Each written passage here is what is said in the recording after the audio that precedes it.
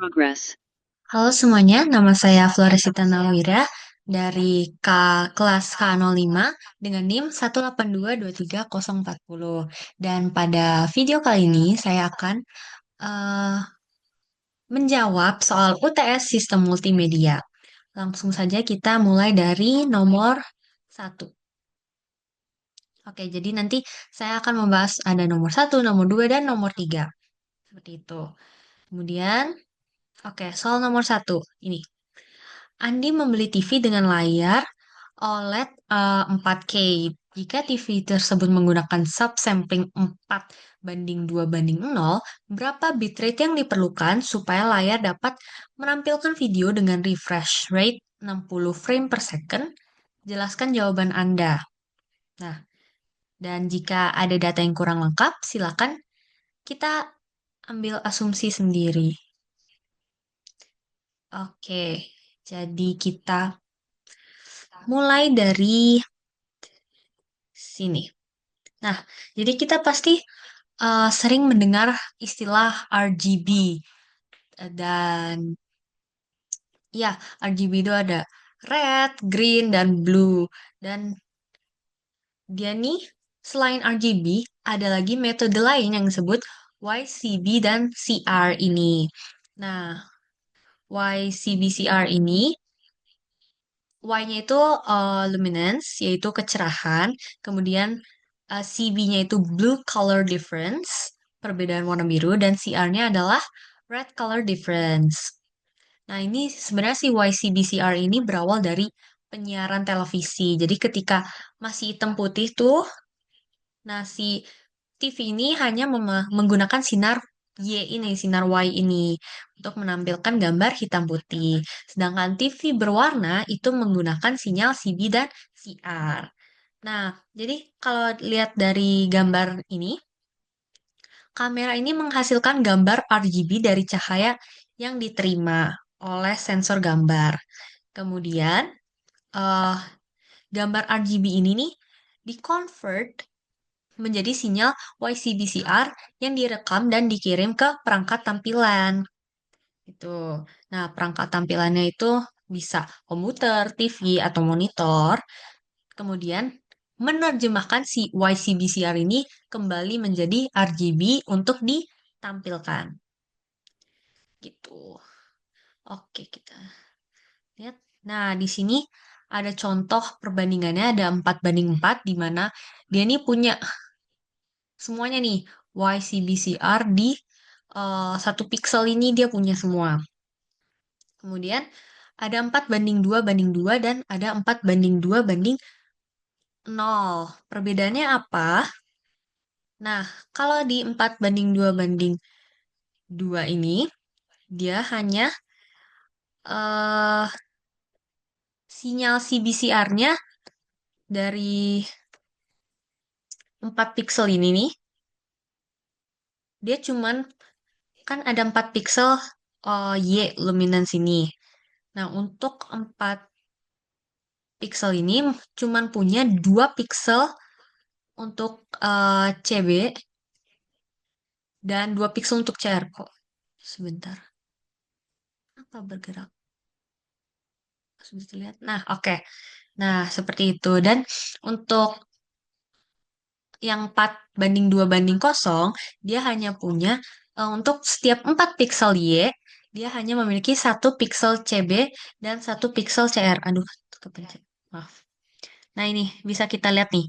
Ini 4 pixel. Coba, mungkin untuk lebih jelasnya kita share yang ini.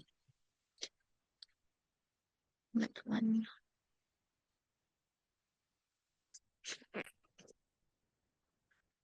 Oke, jadi untuk yang, sebentar kita pindahkan dulu. Nah, untuk yang ini nih, 4 pixel ini hanya mempunyai 2 pixel CB dan CR. 2 CB dan 2 CR.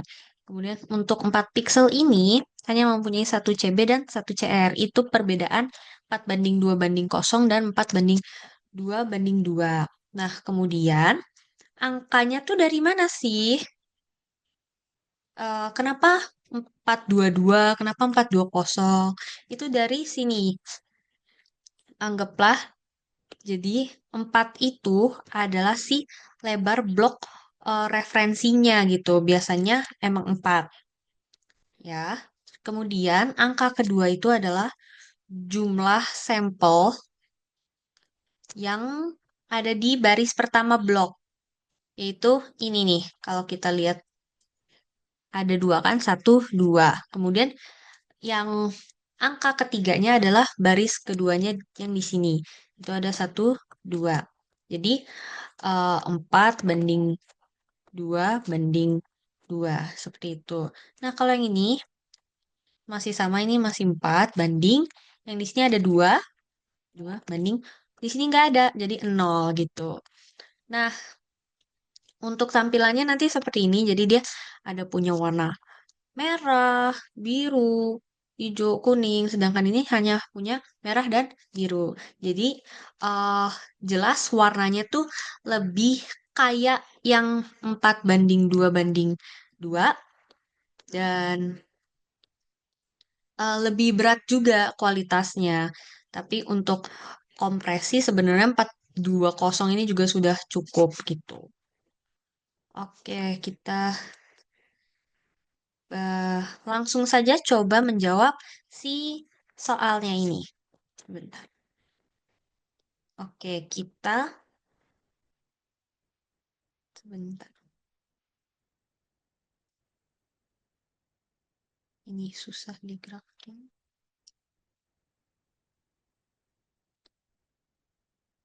Apakah terlihat? Terlihat nggak?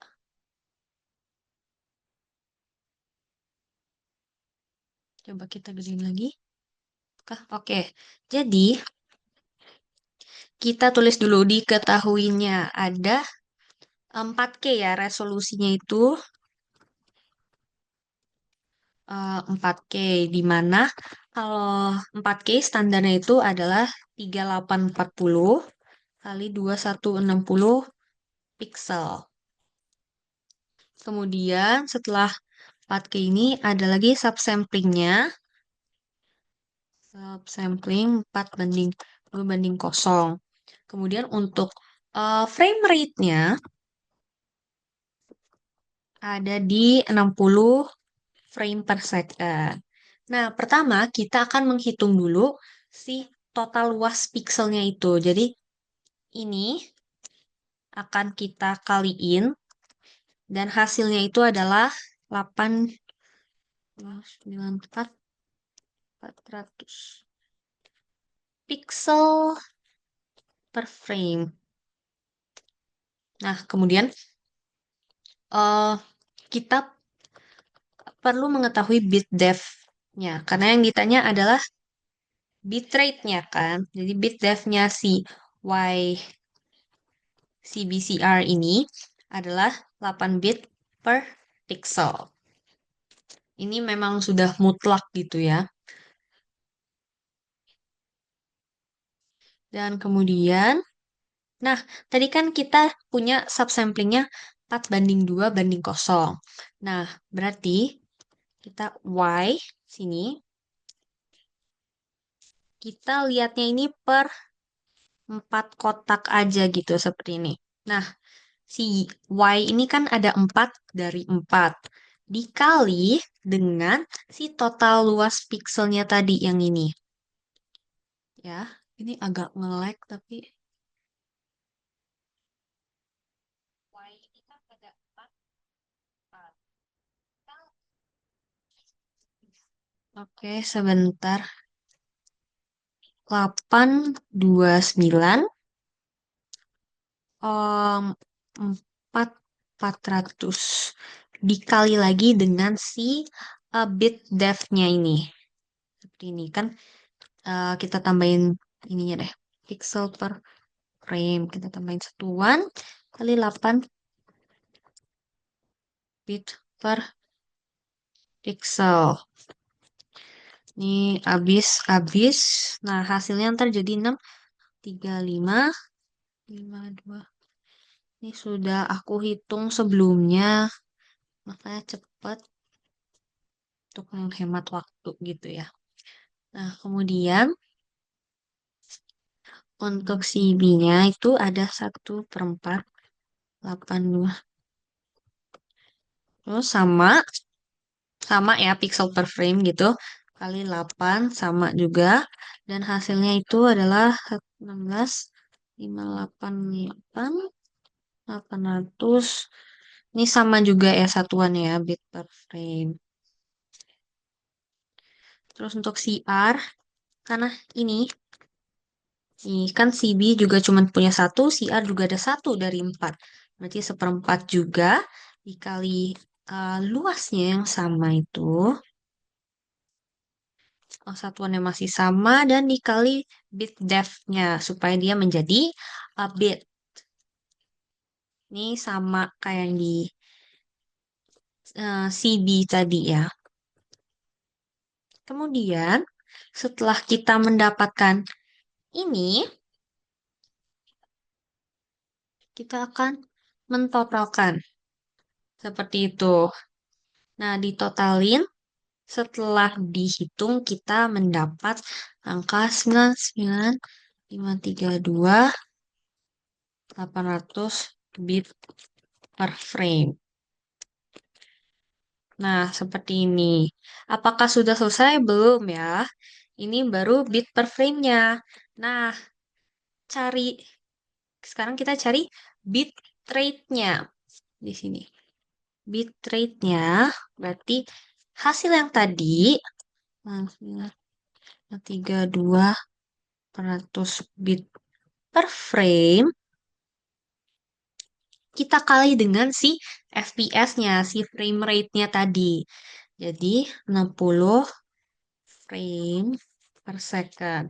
Coret-coret jadinya 5971968.000. Ini juga sudah saya hitung sebelumnya ya. Nih lihat nih nolnya.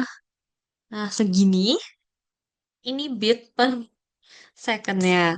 Cuman untuk memudahkan kita akan eh, menjadikannya gigabit per second. Jadinya segini kalau gigabit per second. Gitu ya. Coba kita lihat apakah betul jawabannya di sini. Oke, oke, benar ya. Berarti, loh, kenapa ini?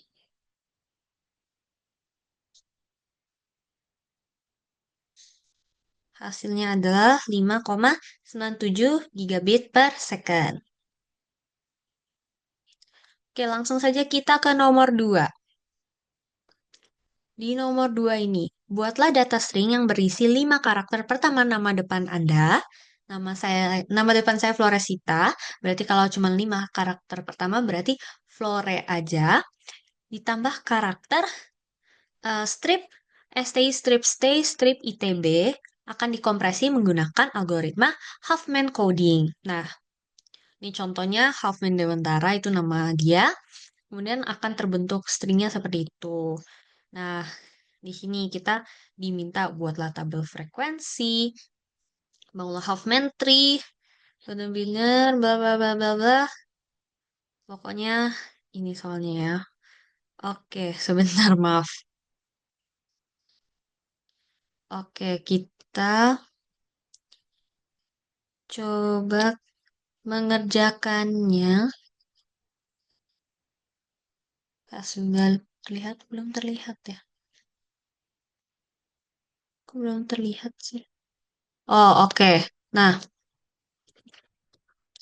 di sini ya, ini soalnya tadi. Kemudian, tadi kan nama saya Flore. Berarti saya mestinya nulisnya seperti ini kan, Flore. STI, strip stay, ITB. Nah, ini kita hitung frekuensinya ada berapa, berapa, berapa. F di rantaian kata-kata ini ada satu, L cuma satu, O cuma satu, R cuma satu, E ada 2. Strip ada 3. S ada 2. T ada 1, 2, 3.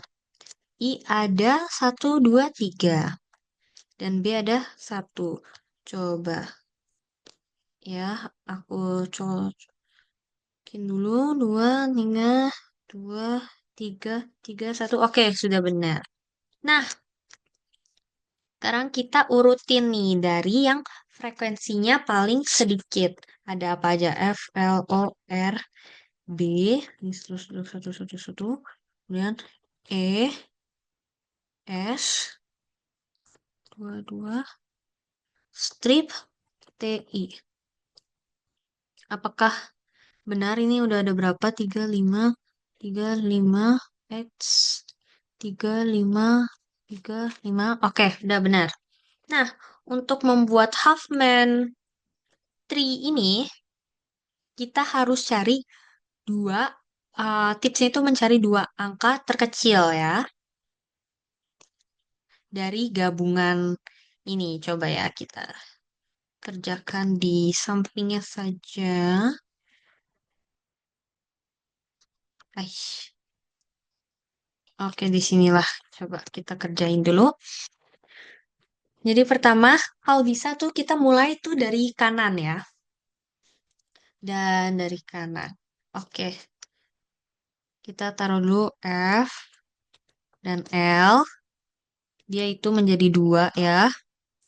Nih, udah dipakai. Terus dua angka terkecil lagi, O sama R. Wah, sebenarnya ini tekniknya banyak, macam-macam beda, dan ketika kita buat ulang juga sih half menterinya ini kadang juga suka bisa beda, tapi nanti pada akhirnya ujungnya sama kok. Jadi nggak apa-apa kalau misalnya polanya agak sedikit berbeda. Nah, kemudian cari dua terkecil lagi.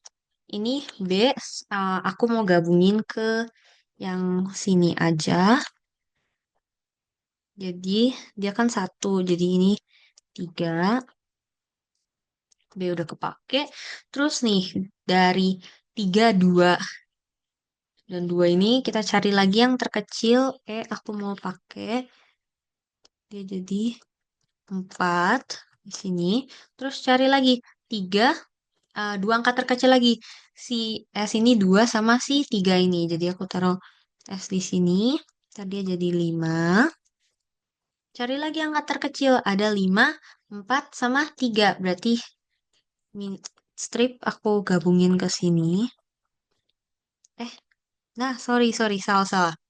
Tadi kan uh, si 2 sama 3 itu masih. Nah, ini kita ikut bandingin juga. Cari dua angka terkecil. Ada 3, 3. Nah, berarti kita bikin aja ini sama saya. Dia jadinya 6. Gini.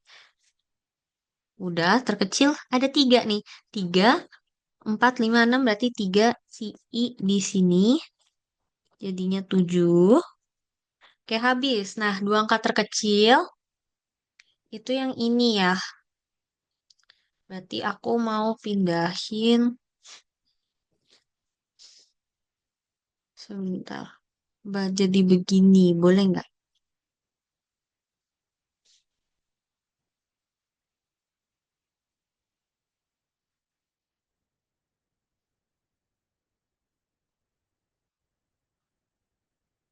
Terus yang ini jadi 18 gitu. Bentar ya, coba aku cek dulu. Si 7-nya aja yang kita pindahin ke sini.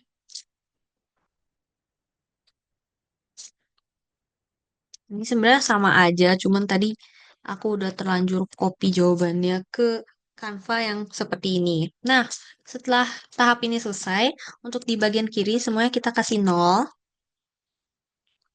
Ini 0, di yang tangan kiri 0, 0, 0, 0, dan di tangan kanan 1, 1, 1, 1, 1, 1, 1, 1, 1. Nah, setelah itu kita tulisin deh tuh. Kalau aku mulainya caranya gini, biar lebih gampang ya, 0, 0, 0. Itu hurufnya, eh, karakternya itu strip. 001 karakternya T, gitu ya. Terus 010 karakternya itu S. Terus 011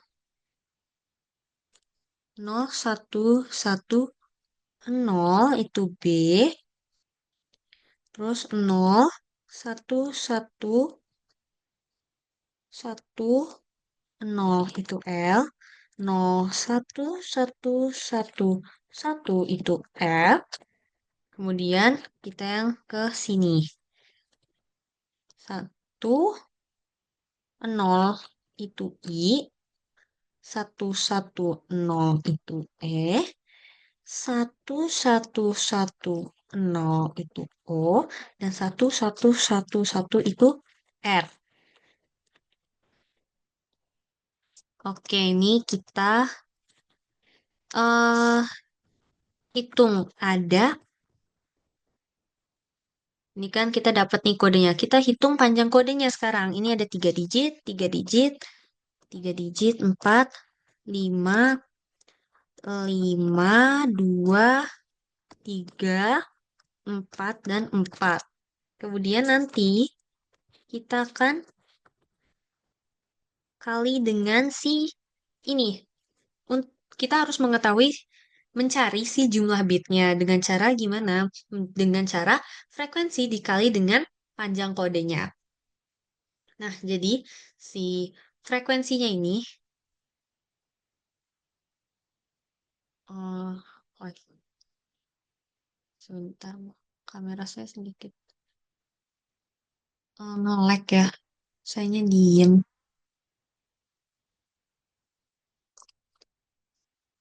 Oke, coba kita lanjutkan saja. Jadi, eh, jumlah bitnya itu frekuensi kali panjang kode. Nah, frekuensinya ini untuk si strip ada 3. Si T ada 3. Si S ada 2. Si B ada 1. Si L ada 1. F ada 1. I ada 3. E ada 2. O ada 1. Dan R ada 1. Nah, ini kita kaliin. Ini 9, 9, 6, 4, 5, 5, 6, 6, 4, 4. Nah, ini nanti kita jumlahin ya untuk tahu totalnya. Tadi yang frekuensi juga kita jumlahin kalau nggak salah tuh ya, 18. Terus yang ini kita coba jumlahin. Mestinya 58. Coba kita cek ya. Hmm,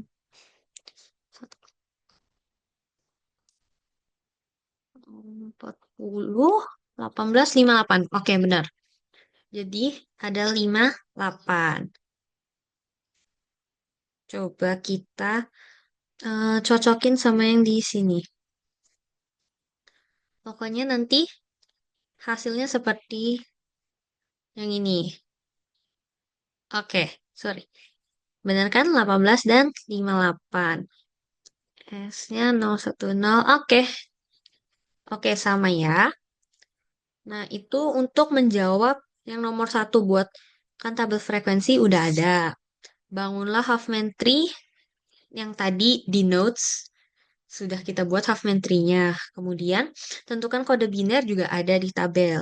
Nah, 4 itu hitung rata-rata panjang bit dari hasil pengkodean.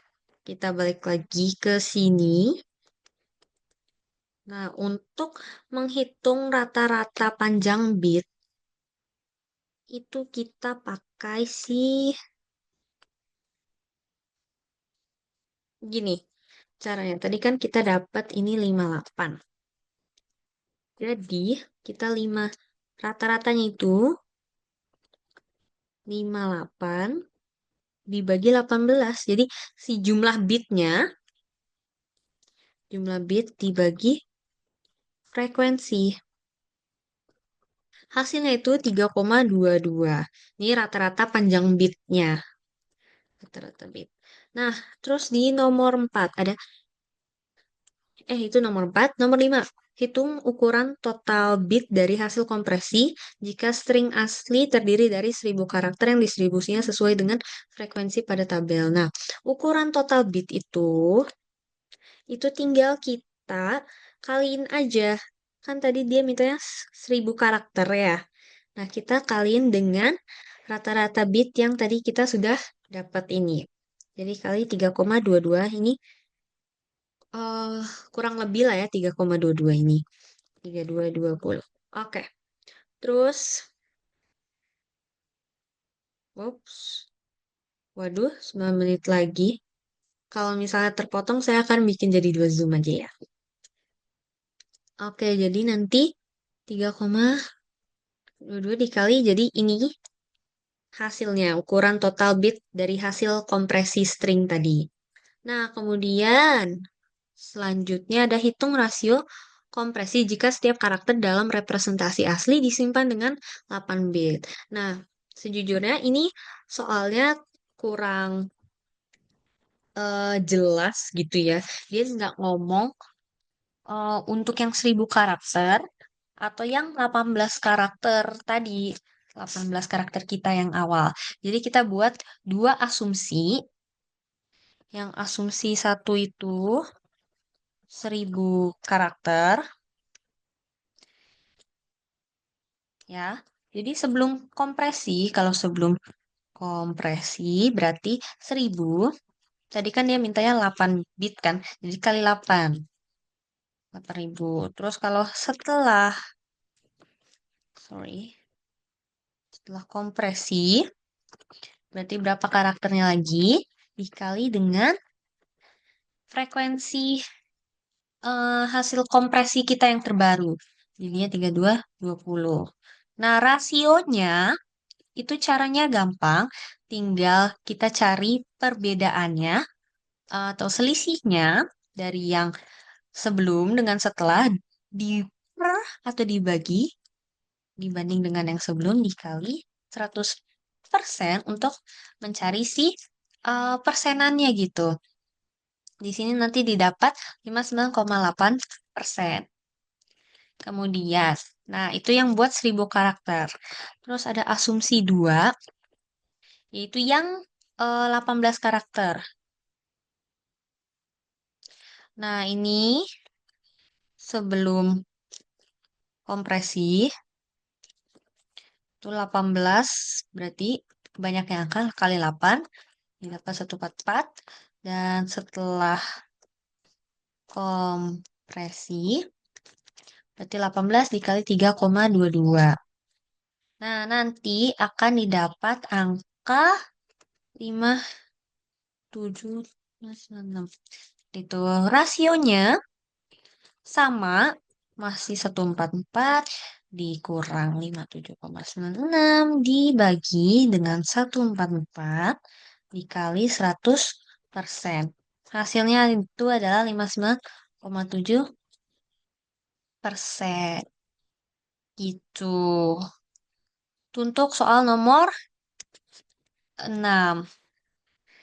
Dan untuk soal nomor 7, jelaskan keuntungan dan keterbatasan Huffman coding dalam kompresi file multimedia. Oke, keuntungannya yang pertama itu dia pasti bisa mengoptimalkan ukuran file dengan menggunakan representasi biner yang lebih singkat untuk karakter yang muncul lebih sering. Kayak tadi kita lihat, si yang I ini, sorry, yang I itu jumlah binernya cuma 2. Panjang kodenya cuma 2.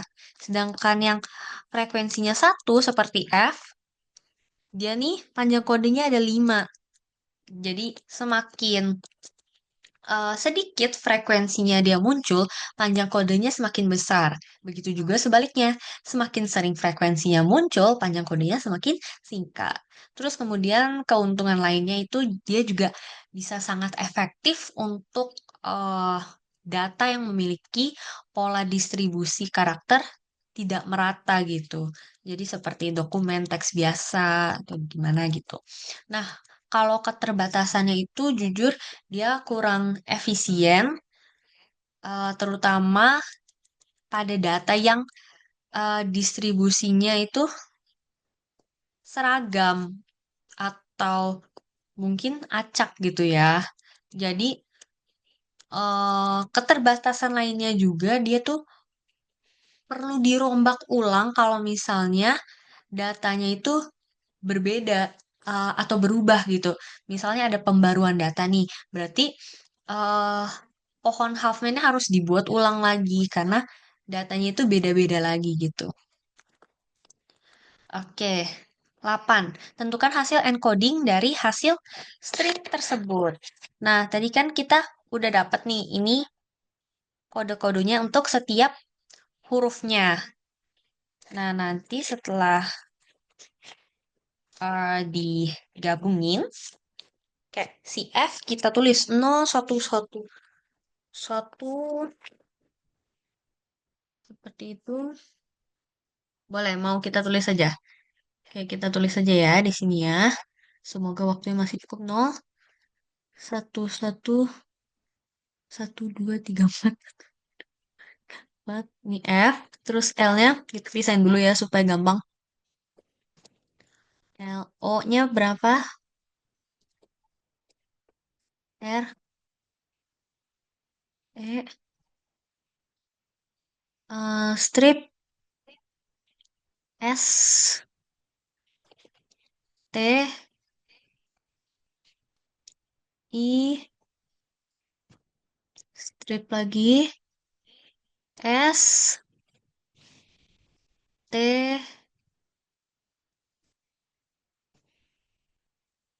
I, aduh, strip lagi. Ini udah sampai mana ya, kawan? Coba, nah, kita lihat nih. Ini ada flow. F, L, O, R, E, strip, S, T, I, strip, S, T. Nah, salah nih. S, T, 001 kan. Mesti ada E-nya dong. E-nya 110. I, strip, I-nya itu, sorry, strip, I-nya itu 10, T-nya 001, dan B-nya 0110. Oke, timingnya. Jadi ini dia hasil encoding stringnya. Kemudian jelaskan tahapan decoding dari string tersebut. Nah, ini, ups. Nah, cara decodingnya, ya tadi kan kita nge-encode tuh seperti itu. Nah, kalau decode-nya, berarti misal kita dapat nih, ini. Misalnya ini tergabung-gabung deh nih, nggak ada spasi-spasi. Tadi kan spasi biar gampang ya. Nah, caranya itu gimana? Caranya itu tinggal kita liatin dulu satu-satu dan cocokin dengan si kode per hurufnya. Misal nih, oke segini dulu aja. Kita lihat nih, cari nih. 0, ini kita baru naik deh. Yang di sini aja. Oke, misal ini. 0, kita lihat nih, cocokin. Mana yang ada? Oke, yang 0 masih ada. 0 nih, kita lihat yang di sini nih. Kelihatan nggak pointer? Oke, nggak kelihatan. Ya udah. 0, terus 1. 1 masih ada nggak? Masih. Satu lagi masih ada nggak? Masih. Satunya lagi ada. Masih. Nah, tinggal ini nih. Ada satu lagi. Oh, berarti F nih. Ada 0, 1, 1, 1, 0 nggak? Nggak ada. Berarti ini kasih spasi. Terus lagi. 0 ada. Terus 1. Dia lanjut 1. Oke, berarti bisa banyak nih. Terus dia lanjut 1 lagi. Oke. Terus dia lanjut 1 lagi. Ada. Oke, terus dilanjut nol. Oke, ada satu lagi? Nggak ada, berarti ini di spasi. Kurang lebih kayak gitu cara untuk nge-decode-nya lagi. Dan nanti hasil decoding dari hasil tersebut, ya, ntar nih, balik lagi ke hal yang sama. Flores, stay, ITB. Ini kalau udah di code satu-satu gitu. Emang rada panjang. Tapi kurang lebih kayak gitu. Kayak ini satu satu satu kosong ini spasi. Pokoknya kayak gitu sih. Oke, kita lanjutkan untuk yang tadi ya. Tadi kita ada di nomor dua. Kita Oke, jadi tadi sudah kejawab semua. Ini tadi soalnya. Belum kelihatan. Oke. Terus ini tadi tabelnya, ini ada frekuensinya, kode binernya, panjang kodenya, dan jumlah bitnya dengan totalnya ini. Kemudian ini ya ada jawaban di tabel, di notes, itu yang Huffman-Tree tadi. Di tabel, ini mungkin nanti akan saya input juga sih Huffman-Tree-nya ke slide ini. Kemudian ini tadi hasil encode si Flore STI ITB. Terus 9 tadi sudah dijelaskan bagaimana cara mendecode-nya dan akhirnya kita didapat decode-nya balik lagi seperti ini. Gitu. Oke, sekarang kita ke nomor 3. Ada tangga nada C mayor, Do 261,6 Hz, Re 293,36 Hz, Mi segitu, Fa segitu, Sol segitu, La segitu, Si segitu, Do segitu. Ya, supaya cepet aja. Nah, terus ah, alat memiliki dua mode sampling. Ada mode A 800 Hz dan mode B 1000 Hz gitu. Nah, untuk setiap nada tentukan apakah terjadi aliasing di mode A dan mode B. Nah, kemudian ini untuk lebih cepat udah aku buat. Jadi kan aliasing di mode A itu frekuensinya 800 Hz dan aliasing di mode B itu frekuensinya 1000 Hz.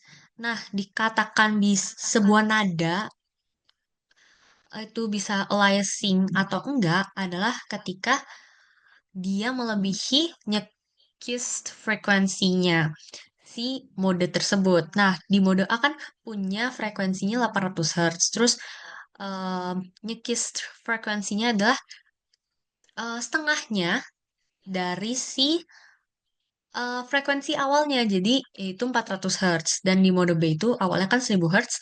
Nah, nyekist frekuensinya itu 500 Hz. Begitu. Nah, jadi Do itu kan 200 sekian nih. Apakah dia melewati 400? Tidak. Re, di bawah 400? Iya, jadi dia nggak aliasing. 329 di bawah 400? Iya, nggak aliasing.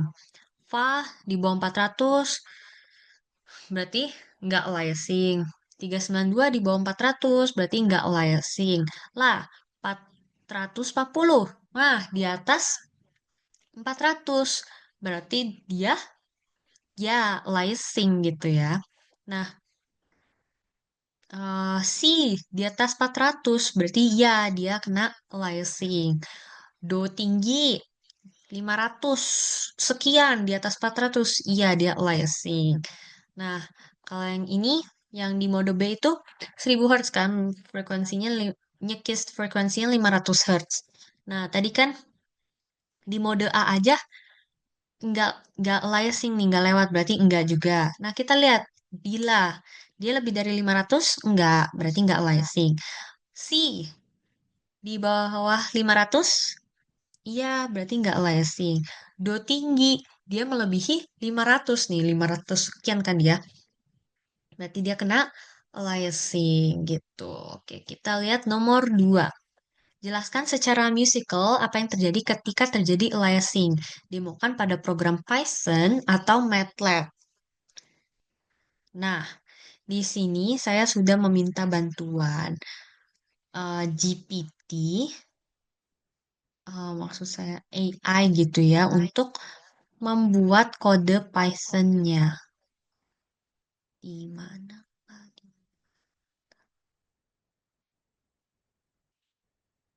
Oke, saya buatnya ini di Google Colab.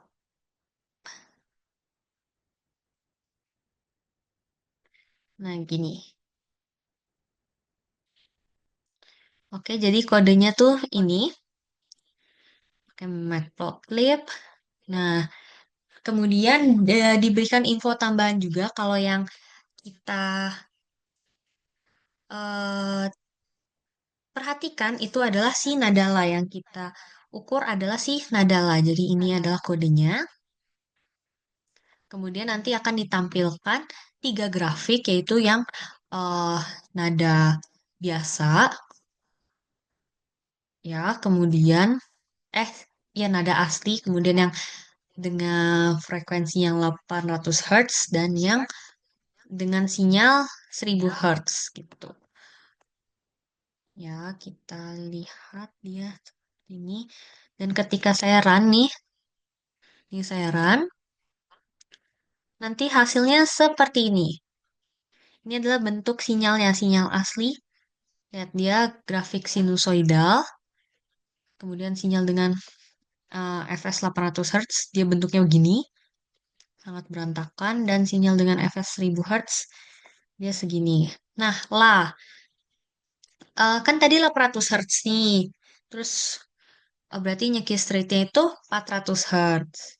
Sedangkan La itu 440, berarti dia kena liasing nih di sinyal yang ini.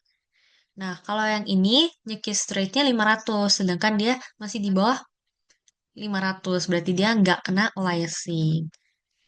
Nah, jadi kalau dilihat dari grafiknya gitu ya, yang sinyal asli ini dia menunjukkan sinyal dengan sampling rate tertinggi lah, berarti kualitasnya tuh bagus gitu ya. Dia gelombang sinusnya halus dan tanpa ada distorsi atau masalah apapun gitu ya. Nah, terus yang grafik kedua ini dia tuh eh kena aliasing, makanya ada distorsi dalam sinyal dan gelombangnya itu terlihatnya tajam-tajam gitu, ada puncak yang tajam atau ada gelombang yang terpotong. Pokoknya eh dia nih frekuensinya kan lebih tinggi, makanya dia jadi terkompresi menjadi frekuensi yang lebih rendah gitu. Jadinya eh frekuensinya itu 800 kan dikurangin dengan 440. Nanti dia terdengarnya seperti 360 Hz. Ntar kita coba dengar. Nah, untuk yang grafik ketiga ini, dia nih mungkin karena grafiknya kecil makanya kelihatannya itu sedikit tidak berbeda sama yang grafik kedua. Cuman kalau dilihat lebih jelas, dia tuh nggak setajam gelombang sinusoidalnya itu nggak setajam sih grafik dua. Dia sebenarnya kalau di zoom itu dia masih lebih halus gitu. Tuh masih ada gelombang-gelombangnya gitu, nggak langsung tajam gitu. Nah, oke, berarti kita langsung aja dengar suaranya sudah eh bikin programnya oleh si kode ini. Nanti ada suaranya. Coba ya kita dengar ya. Ini suara aslinya.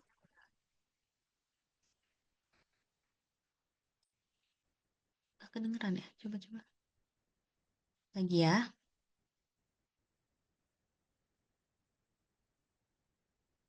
Kedengeran nggak? Coba sebentar ya, aku mute dulu.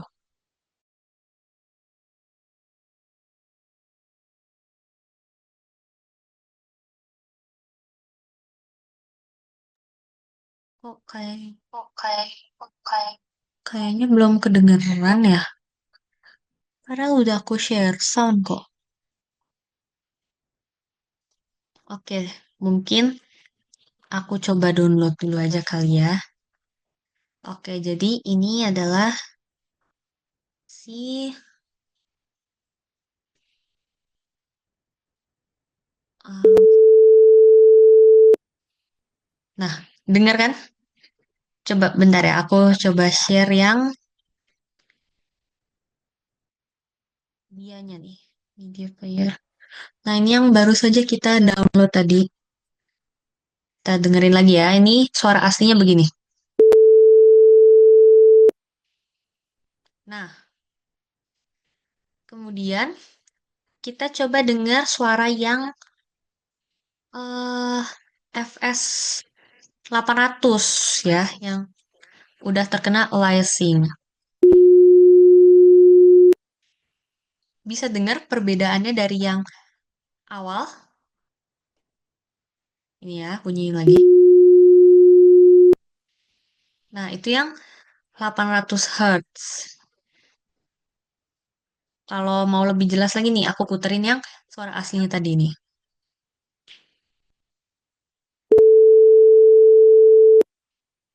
Beda kan? Yang 800 terdengarnya lebih rendah gitu. Nah, sekarang yang 1000 Hz.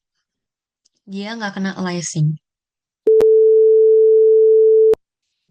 Dengar? Dia nggak ada perbedaan dengan yang suara aslinya. Kita putar lagi. Kita dengerin lagi yang suara aslinya.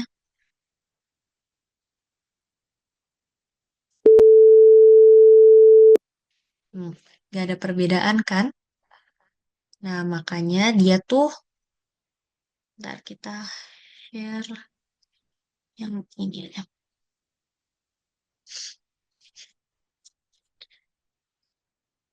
Nggak ada perbedaan. Nah, coba kita jawab pertanyaannya ya. Kita jawab pertanyaan yang nomor dua. Apakah nada yang dihasilkan masih sama? Kalau yang di mode A itu dia jadi lebih rendah gitu ya. Dan sedangkan mode B itu dia masih sama gitu. Nah, apa akibatnya untuk musisi atau pengguna? Terus putar contoh hasil. Nah, coba ya kita lihat. Ini tadi kan grafiknya seperti ini. Terus ini kodenya. Ini juga lanjutannya. Kemudian nih, jawabannya tidak karena aliasing menyebabkan frekuensi asli itu jadi terlipat atau folded menjadi frekuensi lain yang lebih rendah. Yang tadi aku bilang dia 800 dikurangin 440, maka dia terdengarnya jadi frekuensi 360 Hz gitu. Nah, terus ada lagi akibat untuk musisi atau pengguna. Nah, kalau kena aliasing, maka nadanya tuh menjadi false atau tidak sesuai dengan notasi musik gitu. Atau bisa juga kalau kena aliasing jadi muncul noise atau distorsi yang mengganggu. Terus apa yang terjadi? Ya, sama yang tadi aku jelasin mode A, nada lebih rendah dari La, terdengar sebagai 360 Hz karena terjadi frekuensi folded. Terus di mode B itu nada tetap akurat karena tidak ada aliasing atau dia tuh tidak melebihi nyekis frekuensinya. Di mana di mode B itu nyekis frekuensi itu 500 Hz, berarti dia masih di bawah 500 Hz gitu. Oke, itu saja. eh, Jawaban saya pada UTS Sistem Multimedia kali ini nanti akan saya sertakan PDF-nya dan untuk lebih lengkapnya bisa dicek di PDF dan untuk penjelasan bisa dilihat pada video ini. Terima kasih.